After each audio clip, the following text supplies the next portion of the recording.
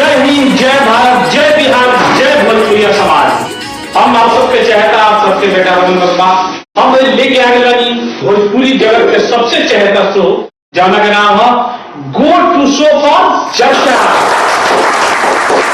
देखिए powered by गानी Lakshya group of institution and पारा कॉम्पिटिटिव जोन स्पॉन्सरशिप में बानी रॉयल फैशन वियर, निटमे computer centre, DK Pandey English classes of commerce doctor Vinod Chaubey ji, और साथ ही साथ Tarun Jyoti property development, Shiv mart grocery, Adarsh marriage hall, ये सब कोई लगवा जो जैसे कि भैया हम आपको बताएंगे चाहते हैं कि हर सोमवार और शुक्रवार हमने भी अपन शो लेके आते हैं गमक यूट्यूब चैनल पे रात के 8 बजे। आप सबके हंसाए, आप सबके गुदगुदाए और उस शख्स से परिचित कराए जे कि हमने के चंपारण खातिर हमेशा तत्पर रहला कुछ न कुछ करे के, लेकिन कोई ही ऐसा होला कि ड्रीम के पूरा कर पाएला, कोई ही ऐसा होला कि अपन घर परिवार के सुखी रख पाएला। जैसे हमने के सब्जी खरीदे नहीं सन, चाहे मिठाई खरीदे नहीं सन, या कौन कपड़ा भी खरीदे नहीं सन, इसे कपड़ा के लिए जाए। जैसे अगर वो टी शर्ट फुटपाथ के दुकान पर खरीदे जाए तो वही चीजवा फुटपाथ पर मिलेला, लेकिन वही चीजवा अगर वो मॉल में भी खरीदे तो वही चीजवा मॉल में भी मिलेला।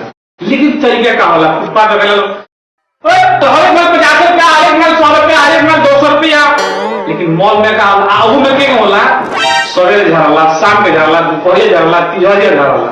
लेकिन अगर वो मॉल में चल जाए तो आराम से टंगाई रहेला, कहला हर एक माल 400 रुपये, हर एक माल 400 रुपये, हर एक माल 400 रुपये। सिर्फ वैसा ही सब्जी की दुकान पर चल जाए और वह ठेला वाला आलू बेचत होके, प्याज बेचत होके, चाहे बैगन बेचत होके, तो बैगन खाए करला बैगन 20 रुपया, बैगन 20 रुपया, बैगन 20 रुपया। लेकिन अगर वह रिलायंस के मॉल में चलिए तो बैगन चुपचाप में बैठा रहेला, आई हमरा के लेके जाए मात्र 100 रुपये।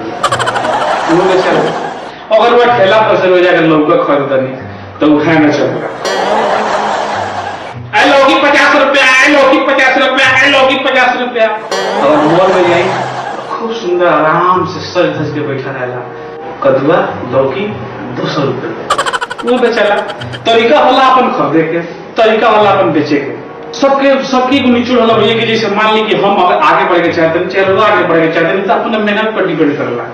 कोई दिन भर जाके मेहनत करला, कोई दिन भर सूत के मेहनत करला। जैसे हमारे कोई भाई बा लोग दिन भर सूते लोग सपना देखे लोग की करोड़पति शो में जाए, करोड़पति बन जाए, आम तो फॉर्च्यूनर खरीदे, हार खरीदे, सफारी खरीदे, एप्पल आईफोन मोबाइल खरीदे। कोई क्या करला कि दिन रात मेहनत करला, उसी तरह की करला। ऐसा ही हमने के बीच में हमने के भैया बानी वहाँ के हम आमंत्रित करके चाहते नहीं क्या वहाँ के जमीन से जुड़ल व्यक्ति बने, और जमीन से जुड़ के वहाँ के बहुत दिन रात एक करके खून पसीना बहा के मेहनत करके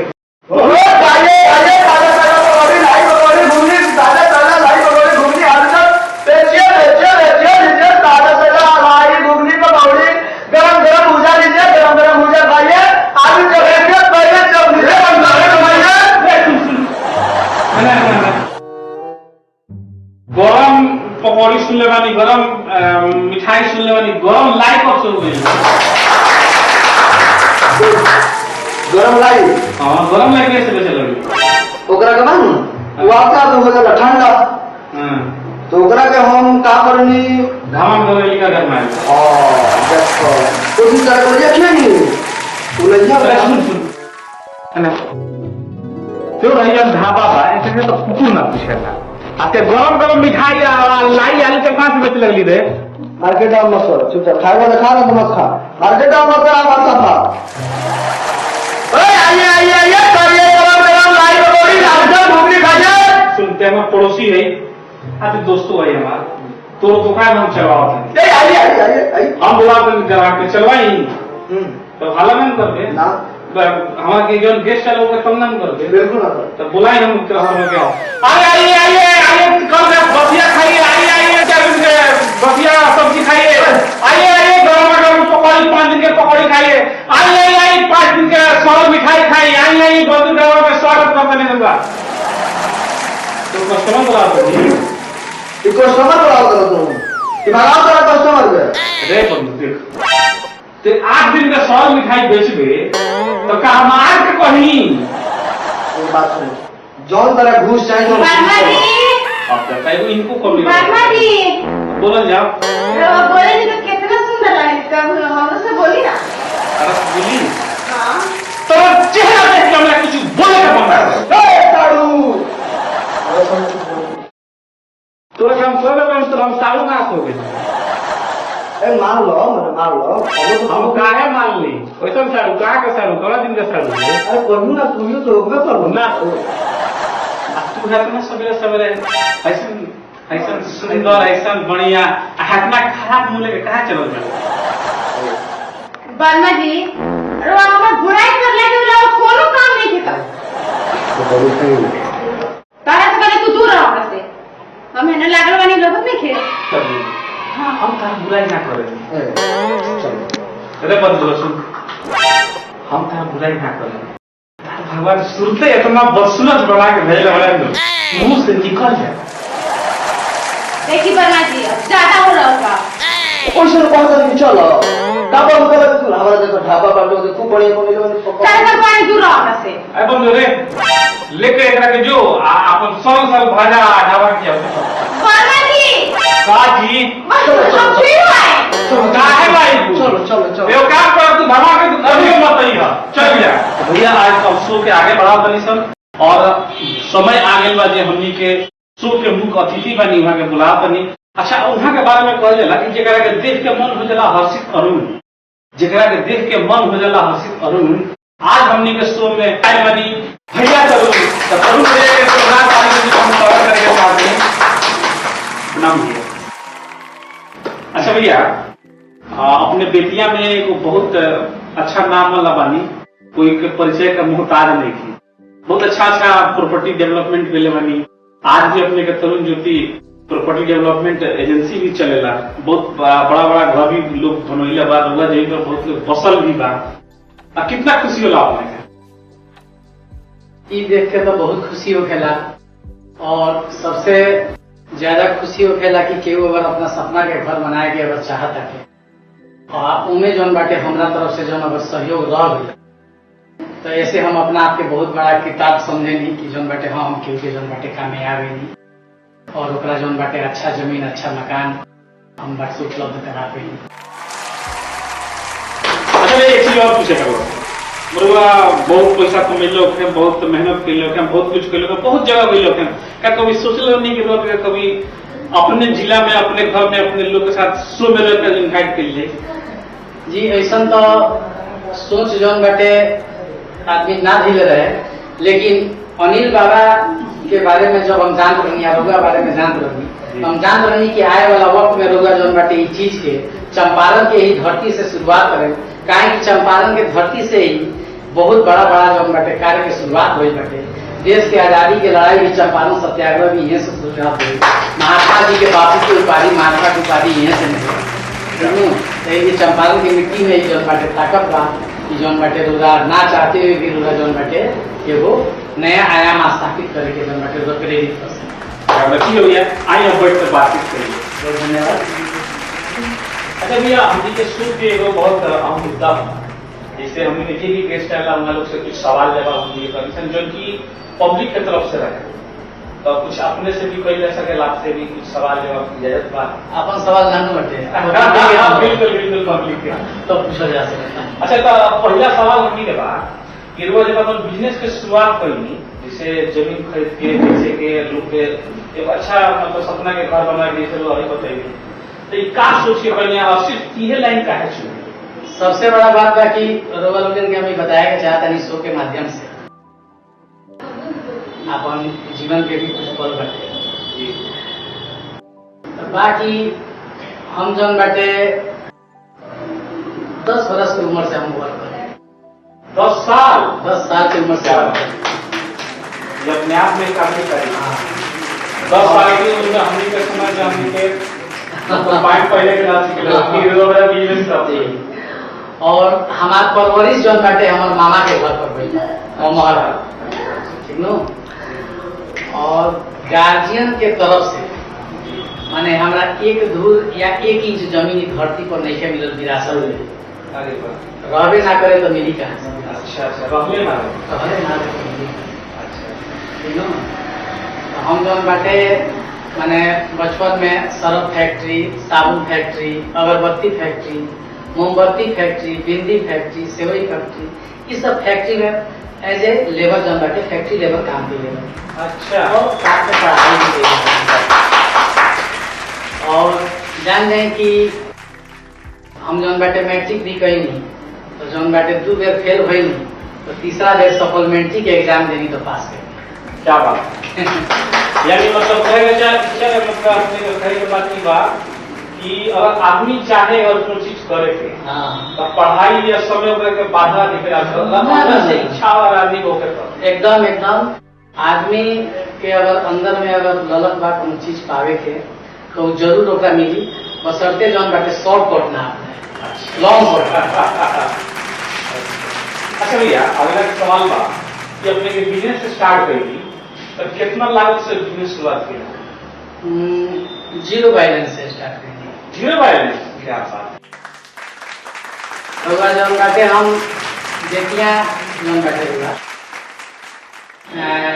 हम एसपी ऑफिस के सामने अच्छा, हम अपन टोपी चश्मा बेल्ट के दुकान स्टार्ट करेंगे। बेटियां एसपी ऑफिस के सामने कलेक्ट्रेट के सामने ठीक।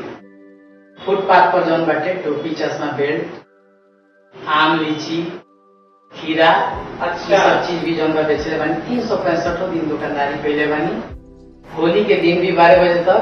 अच्छा, और जौन बाटे छठ के जौन बाटे सजिया घाटे में भी जौन बाटे अरे वाह। पन्ना के दिन भी। अच्छा भैया, आज ट्रस्ट नंबर कितना लगभग साल में? जी ये सब जौन बाटे बताया वाला ना बा, ठीक बा, मतलब, लेकिन जौन भी बाटे भगवती की कृपा से बढ़िया बा। हम जौन बाटे हमरा संगे समझ जाए कि 50 गो परिवार जी रहल बाटे। 50 फैमिली होगा। 50 क्या बात जी रहा है ये और इसमें हम अपने परिवार को ये भैया आप दर्शक लोग को बताया के चाहते हैं कि जिधर भैया शुरुआत कही मतलब घर चलाएला, घर परिवार चलाएला नहीं हुआ, कलेक्ट्रेट के सामने दुकान लगनी बेचनी और आज उस लेवल के पहुंचे बनी कि बेतिया में यहाँ के बहुत बड़ा स्थान था। तो आप सब भी अगर पढ़े में कमजोर बनी या चाहे जिस तरह से भी हम कमजोरी अगर बनी तो मैं निराश ना होते थे, निरंतर प्रयास करी, दिल से प्रयास करी, सफलता जरूर कर। एकदम सही बात बाटे। रोजा अगर प्रयास करें, सही दिशा में प्रयास करें तो रोजा जौन बाटे एक पहचान जौन बाटे अपने आप राउट होना चाहिए। अच्छा भैया, अगला सवाल था कि शुरुआती दौर जब स्टार्ट करेंगे तो परिस्थिति बहुत सारा ऊपर नीचे आएगी, कौन परिस्थिति है वो सामना करे पड़े? देखिए हम जौन बाटे प्रॉपर्टी के लाइन से जुड़ल बानी और प्रॉपर्टी के लाइन से जुड़ल बाटे तो आदमी जौन बा ईमानदारी के साथ हम जौन बाटे जुड़ी। इंसान से जौन बाटे अनजाने में गलती भी हो जाला। एक समय आई होगा जौन बाटे 2011 के जौन बाटे एक दौर आई। 2011 में प्रॉपर्टी के काम हम कर रहे बानी 2004 से। 2011 में जौन बा एक ऐसा दौर आई कि हमारे जौन बाटे मैंने बहुत सारा पैसा बहुत प्रोजेक्ट में फंस गए। तो उस समय जौन बाटे लगभग जौन बा 2.5-3 करोड़ रुपया जौन बाटे हमारा ऊपर मैंने लोग के एज इंटरेस्ट मार्केट के पैसा रहे आ संपत्ति के रूप में रहे जौन बाटे मात्र हमारा लगे 30 लाख रुपया की संपत्ति बस और इंटरेस्ट 3 करोड़। हाँ, हमार आपन हित परित भी जौन बाटे आ दोस्त यार भी कलस सरकार की चीज कैसे चल सकता के लिए तू बेटियां छोड़ करके तू भाग जा। अरे वाह, ठीक न। लेकिन हम जौन बाटे हर लगभग लोग है कि असंभव काम बाटे कि तू एक जौन बाटे पार पाते। लेकिन जौन बाटे हम प्रयास हमारा अपना ऊपर भरोसा रहे, हम निरंतर प्रयास करेंगे और दिन रात मेहनत करेंगे। आज भी संघर्ष जारी बाटे, लेकिन जौन बाटे आज के रेशियो कुछ और बाटे। वो समय भी अगर हम चाहती तो छोड़ करके चल जाती और जौन बाटे एक नॉर्मल लाइफ। लेकिन जौन बाटे रोजा हीरा के घाटा हीरा बेच के नहीं चुका और एक उम्र रहे हमार तो वो उम्र जौन बाटे वो उम्र से हम जौन बाटे फिर दोसर शुरुआत ना कर सकते रहनी और नया साल में पहचान भी बनावल बढ़ा करते। तो हम अपना आप के प्रूफ भी कोई नहीं और आज के वक्त लोग के सामने बानी लगभग 2000 लोग के हम बसैले बानी, बहुत लोग के इंस्टॉलमेंट पर जमीन दे करके बसैले बानी, जे जो 40 वर्ष 50 वर्ष से किराया के घर पर रहत रहे ओकरा जो सुविधा दे करके बसैले बानी। और आज भी जो बाटे व्यक्ति हमारे जो बाटे नाम लेवला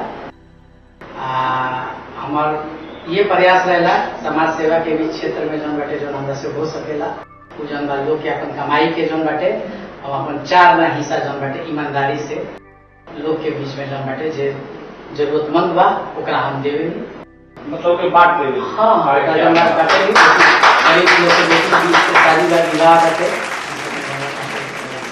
चलिए बहुत खुशी की बात है कि हमने के चंपारण में आज भी ऐसा लोग बा ऐसा शख्सियत बा ये गरीब लोग का सहायता। अच्छा ये एक प्रश्न सवाल बा, शादी तो अपने के हो गई बा? हाँ बुझात तो बा शादी लव मैरिज में है कि अरेंज मैरिज?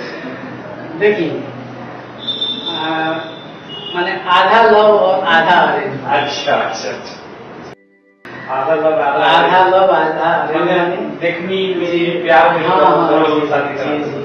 घर के लोग जौन बाटे उस चीज के तैयार ना रहे लेकिन हम जौन बाटे पहला नजर में देखनी तो हमरा जौन बाटे महसूस भेल कि ना जौन बाटे हमरा उनका समाज जौन बाटे चाहे वो हमारे परिवार के चलाए वाला बाड़ी चाहे जौन बाटे वो संगत जौन बाटे हमारे उनका समय निबस हम जौन बाटे अपन भी शादी बिना तिलक दहेज के पहले बनी, हम अपन जौन बाटे भाई छोट भाई बाड़ो उनको शादी भी जौन बिना तिलक दहेज के पहले बनी। हम जौन बाटे तिलक दहेज के भी खिलाफ जौन बाटे ए लिए रही कि हमारे एगो बहन बड़ी हमरा से छोट, उनका हम बहुत बढ़िया से पढ़ैनी लिखैनी लेकिन शादी के बारे में जब भी हम ढूंढनी और प्रयास करनी तो जौन बाटे जे भी देखे तो कहे कि जौन बाटे भाई हमारा लड़की और समाज से मतलब बा, तिलक दहेज से मतलब नहीं है।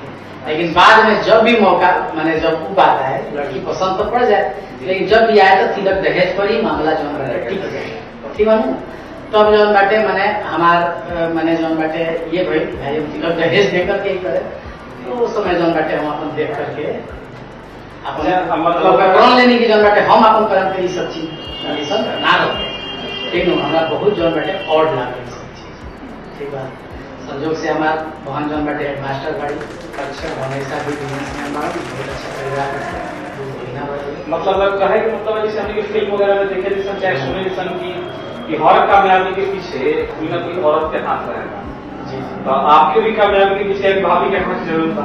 जरूर, मतलब कि हमारे कामयाबी के पीछे हमारी पत्नी और हमारे माँ और हमारे छोटे भाई, अच्छा, हमारी जो भवे है जो कि मेरी साली भी है लेकिन अब ऐसो भवे का ही ऐसो रिश्ता रहता है, सभी का ऐसो पूर्ण योगदान है। सारे लोग जो है सहयोग करते हैं और समझ जाइए कि परिवार मैं अपने परिवार के बिना कुछ नहीं है। क्या बात है।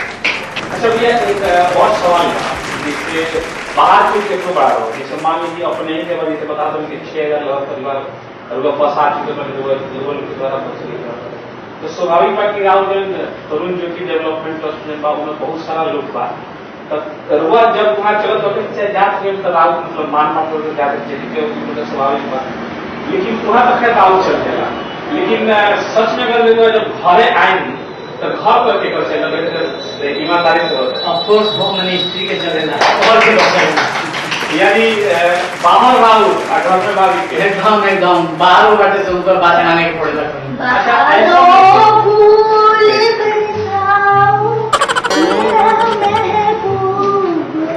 अरे मौसी तोरा कहते हैं मौजूद करना है कुकुर मिला जरूर चले क्या कहते हैं रियल एस्टेट वाला तो मौसा अरे भाग दुनिया से मतलब दोबारा कॉलेज सोचे केस की हमने किए तो मुझे पता नहीं जब ये खत्म खाली हमारा रिश्ता काटेगा नोट की कौन है लिया वो यही बहुत बढ़िया पकड़ने वाली आता है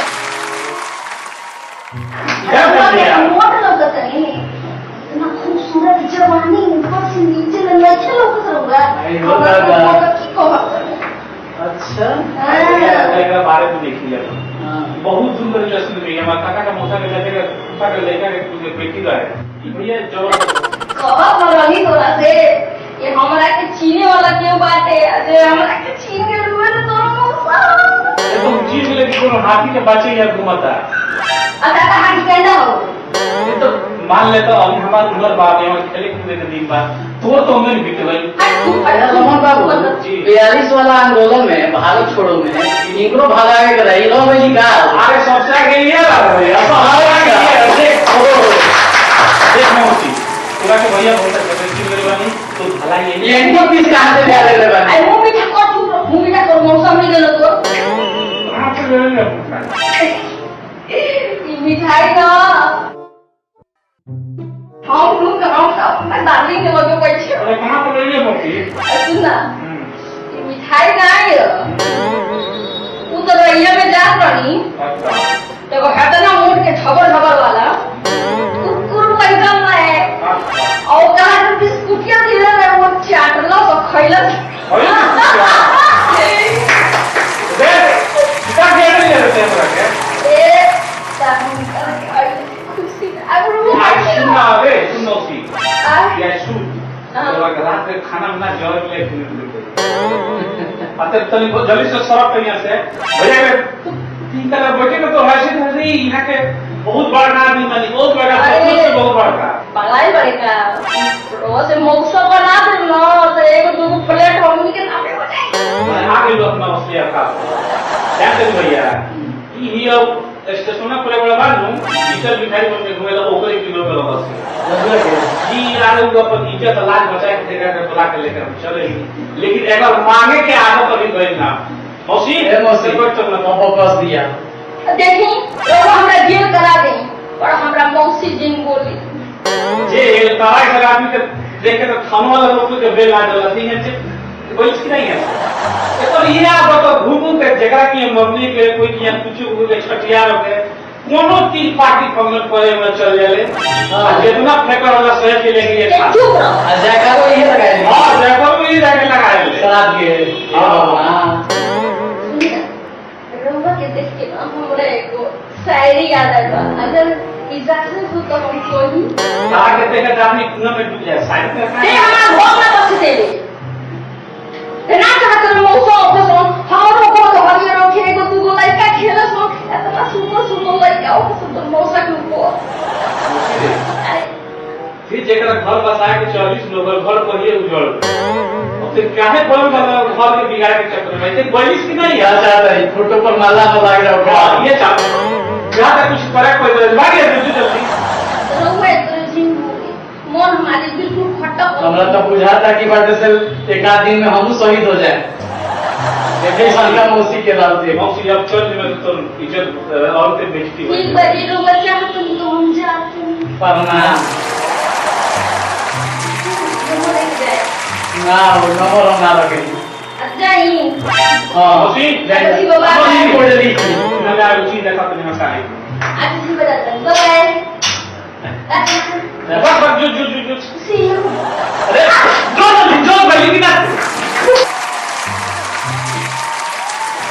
अच्छा भैया मुझसे आगे सवाल ये कुछ मामला के बारे में आप देख के पसंद कर रहे हैं किला आगे हम ये चलते हैं सन ये कभी हुआ ये बचपन से सोच रहे कि हमें बिजनेसमैन बनने में कि बड़ा मिले के बाद सब बिजनेस पे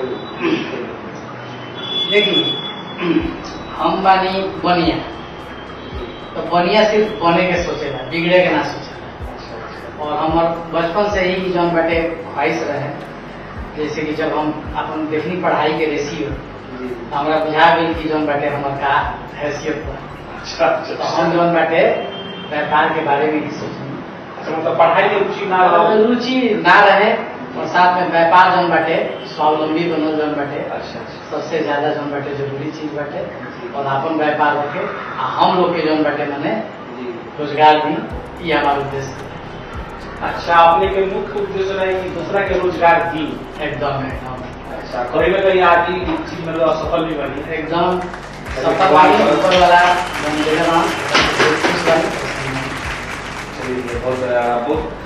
बहुत ऐसा कम ही लोग बोला कि अपना बारे में सोचे दूसरा के बारे में सोचेगा अभी हमने की ना जहाँ तक रहता जैसा कि सब लोग अपने पेट भरे के चक्कर में रहे, लेकिन अपने में शुरू से ही उपाय करा कि हम दूसरे के बारे में सोची हमारा अपनी सोच और बाटे कि अगर हम समाज के जौन बाटे अगर 50 रुपया दें तो वो जौन बाटे 500 रुपया बंद करके फिर उड़न क्या तो ये एक और बात है कि अगर मान लिया कि बिजनेस में सफल ना होती, माता रानी बस की जितना सफल मानी जैसे और ज्यादा सफल होती, लेकिन अगर ये लाइन में बीच में अपने अगर सफल ना होती तो फिर क्या करती? हमारा जौन बाटे कुकिंग जौन बाटे अच्छा लगेला, होटलिंग जौन बाटे हमरा अच्छा लगेला। वाइन नोट ले भाभी के पूरे काट के जल्दी ठीक नो और उससे जुड़ल अगर वीडियो अगर लोगे ना कहीं तो हम जौन बाटे ओकरा देखे नहीं, लेकिन समय अभाव के कारण जौन बाटे हम किचन में सहयोग ना कर पाए, लेकिन जौन बाटे आदमी चाह रहल बा कि थोड़ा सा ही भाग दौड़ के जिंदगी से जौन बाटे कुछ रिलीफ होगी। आए वाला वक्त में हमारा जौन बाटे सोच बा कि 50 की उम्र तक हमारा जौन बाटे वर्क करेगा, 50 के बाद ही कार्य से जौन बाटे संन्यास ले लेगा, अपने मने चल करके जौन प्रोजेक्ट आई जो इजी वे में हुई कही जाए, अन्यथा जौन बाटे परिवार के साथ समय दिए जाए। एक तो जौन बा जान जाए कि कितना जोनी पार कर मनुष्य के जोनी में हम आए, तो मनुष्य के जोनी में आए बानी तो जिंदगी भर जौन बाटे ठीक बा कुकुर बिलार ऐसा जौन बाटे दौड़ के कोयला है गरज नहीं के ठीक न आपनो जौन बाटे जीवन जौन बाटे देखे के बाद भैया जिसे शुरुआत के दिन रहे, शुरुआत के दिन में कभी कोई से ताना सुनने में नहीं ना बिजनेस अगर मतलब इस बताइए अभी कि ये घाटा लागल 4 करोड़ रुपया कर्ज हो गए, इस सब में लोग के ताना में तो तरह की ना अपन परिवार जबकि बड़ा आगे के काय से जुड़ा हुआ के साथ। देखिए सबसे पहले तो जौन बाटे रो हम बताई नहीं है जौन बाटे बहुत छोटा स्तर से काम कर रहे हैं, जौन बाटे अपन तौर दुकानदारी आम खीरा लीची टोपी चश्मा बेल्ट ये सब बेचले बानी, ये सब चीज जौन बाटे मैंने हमारे दोस्त यार भी लोग देखे लोग तो जौन बाटे ओकरा कहे लोग देखई का करतन सही करतन काम कोनो भी छोटा ना होखेला, ईमानदारी से कमाई लोग के जौन बाटे खाना ये अगर उद्देश्य में जौन बाटे रहे तो एक समय जौन बाटे होगा तो प्रेरित कर सकता नहीं प्रेरणा दे सकता। अच्छा भैया आज के जो युवा लोग बा बहुत लोग कोई राजनीति की तरफ मोड़ लेता है, चाहे कोई घर परिवार ये चाहता है कि बच्चा हमारा जब पढ़ लिखे थोड़ा सा बड़ा हो थोड़ा सा एजुकेटेड हो तो उस सरकारी नौकरी के रूप करो, बहुत कम वैसे होला है घर परिवार ये चाहे कि हमारा लड़का बिजनेस करो, तो ये आज के युवा लोग कुछ संदेश देना चाहते हैं? हम आजकल के युवा की ये संदेश देना चाहते हैं कि रौरा जौन चीज में रुचि हो उहे काम करें, जबरदस्ती मत करें। और पेरेंट्स के भी हम कहे के चाहें कि लोग जौन बाटे अपन बाल बच्चा के जौन बाटे ता जबरदस्ती कोनो फील्ड में भेजे के प्रयास ना करे लोग, या शिक्षक लोग के भी हम कहे के चाहें कि लोग जौन बाटे बच्चा में जौन बाटे माने ओकरा में जौन चीज के हुनर बा ओकरा भी जौन बाटे निखारे की कोशिश करे। अब जैसे कि हम जौन बाटे पढ़ाई करेंगे ना तो हमें अलजेब्रा कौन कौन मैथमेटिक्स वगैरह वगैरह हमारा पढ़ाओगे जौन की जौन बाटे आज देखा नहीं कि हमारे जीवन में कोनो उपयोग नहीं है, लेकिन ओकरा जौन बाटे आदमी रटवाल हुई। तो शिक्षा नीति के भी जौन बाटे सुधार के जरूरत बाटे, जौन बाटे शिक्षा जो नीति बाटे गवर्नमेंट के ओकरा में सुधार बाटे से करते हुए लोग के काबिल हो, जबरदस्ती जौन बाटे डॉक्टर इंजीनियर व्यापारी बनाए के चक्कर में ना पड़े। मतलब ये लेकर के जो क्षेत्र पसंद हो जी जी हाँ जिन लोग रुचि ओकरा बेसिक शिक्षा मिले और बाकी जौन बाटे ओकरा खातिर स्पेशली ओकरा खातिर ओकरा जिम्नास्ट में जाए के मन करता ना, एक्टिंग में जाए के मन करता, डांस में जाए के मन करता, ये सब चीज तो भैया शो समाप्ति से पहले अपने से एक प्यारा सा सवाल बा कि हमने के शो के माध्यम से हमने के जी श्रोता गण लोग जो शो दे रहा था ओकरा कुछ संदेश देना चाहे? संदेश जरूर देना चाहे।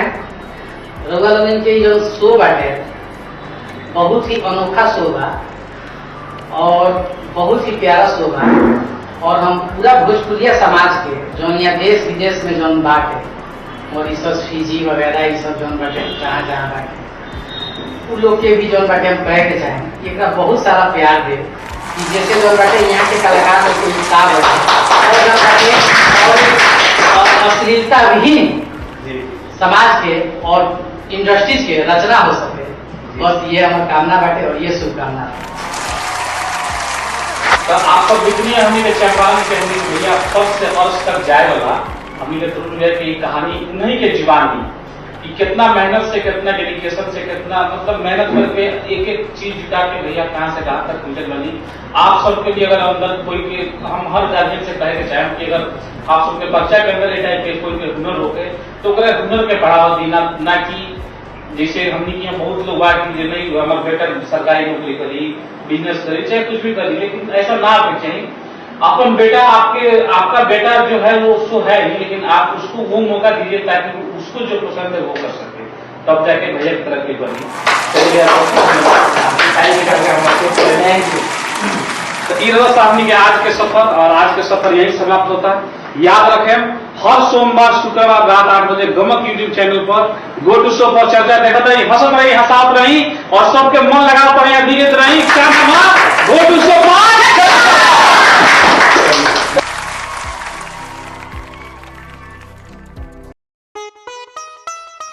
आपके बच्चों के उज्जवल भविष्य के लिए अति शीघ्र एडमिशन कराएं। लक्ष्य ITI ट्रेड इलेक्ट्रीशियन। लक्ष्य ITI में स्किल ट्रेनर के रूप में कार्यरत।